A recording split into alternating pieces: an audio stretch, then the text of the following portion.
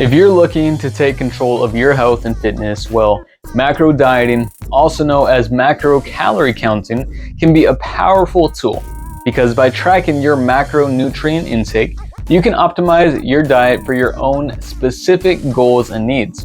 And in this guide, I'll walk you through everything that you need to know to get started with macro dieting for beginners. Before we dive into macro calorie counting, let's define some terms. Now, you don't have to be a master in nutrition, but it's essential to understand the basics. Macronutrients, or macros for short, are the three main nutrients that provide energy: protein, carbohydrates, and fats. Calories are units of energy that food provides. Each macronutrient has a different caloric value. Protein has 4 calories per gram. Carbohydrates has 4 calories per gram, but fats, they have 9 calories per gram. This difference is key when it comes to creating calorie deficits or surpluses in a macro diet. As you can see, if you had a diet primarily led by fatty foods, you would be consuming a lot more calories per gram, twice as much. Let's also take into account the primary uses we use each macro for in a common diet. Protein is good for muscle growth and recovery. Carbohydrates are easy to access energy. Fat is used for nutrient absorption, protection, and energy stores. By tracking your own macros, you can ensure you're getting the right balance of nutrients for your own goals. Because each nutrient is important, by following your calories, you can ensure that you're in a calorie deficit or surplus to reach your weight loss or weight gain goals. Calculating your own macros can seem overwhelming at first, but really, it's pretty straightforward. Here's a step-by-step guide that you can use right now. Number 1, identify your own goals. Are you trying to lose weight, gain muscle, or maintain your current weight?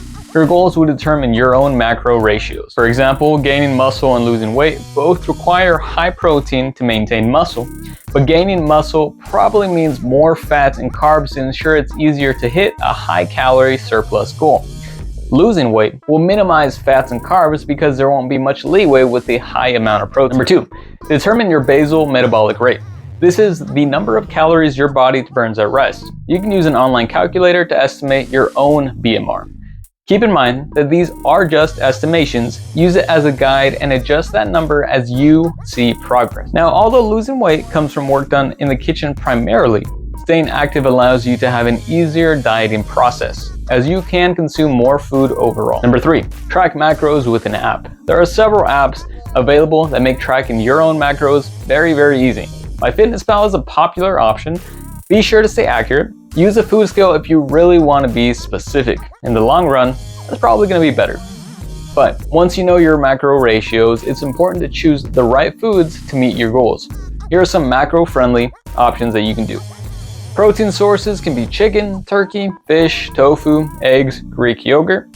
Carbohydrate sources that are healthy could be sweet potatoes, quinoa, brown rice, fruits, veggies. Some great fat sources are avocado, nuts, olive oil, salmon. Now here's a sample meal plan that hits the recommended macro ratios for a sedentary woman looking to lose weight. For her breakfast, she could have Greek yogurt with berries and almonds. That's about 28 grams of protein, 38 grams of carbs, 18 grams of fat. Lunch, grilled chicken salad with mixed greens, quinoa and avocado, 30 grams protein, 40 grams carbs, 15 of fat. And then dinner, baked salmon with roasted sweet potatoes and broccoli, 32 grams of protein, 35 carbs, and 12 grams of fats. Now for her snacks, maybe apple with almond butter, 6 grams of protein, 20 grams of carbs, and 14 grams of fats. Disclaimer, this is meant to give you a general idea. The diet you should choose is based on your own measurements and lifestyle. Make sure you understand that. Macro calorie counting can be challenging, but these tips can help. Meal prepping. Prep your meals in advance to ensure you hit your macros each day. One of the hardest parts about dieting is making decisions on the spot. Meal prepping helps eliminate that problem. Eating whole foods.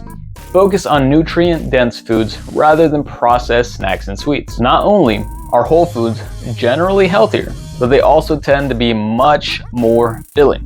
Hunger can be a big speed bump in weight loss. Make sure to stay consistent. Track your macros every day to stay on track. This is to ensure some self-accountability, so you can be honest with yourself about your own diet and how it's going. Speaking of how it's going, track your progress. Use a scale and take progress photos to see how your body is changing. Next, eat some high-protein snacks. This will help keep you on track and it keeps hunger away. Check out some Lenny and Larry's high-protein sweets. That's what I normally go for. You can check that in the description. Macro calorie counting. can be an effective tool for achieving your own health and fitness goals. There's also a lot to understand before getting started, especially when macro dieting for beginners who just don't have a lot of experience. So make sure you get the basics down and then create a personalized plan just for your own needs. Subscribe. Thanks for watching.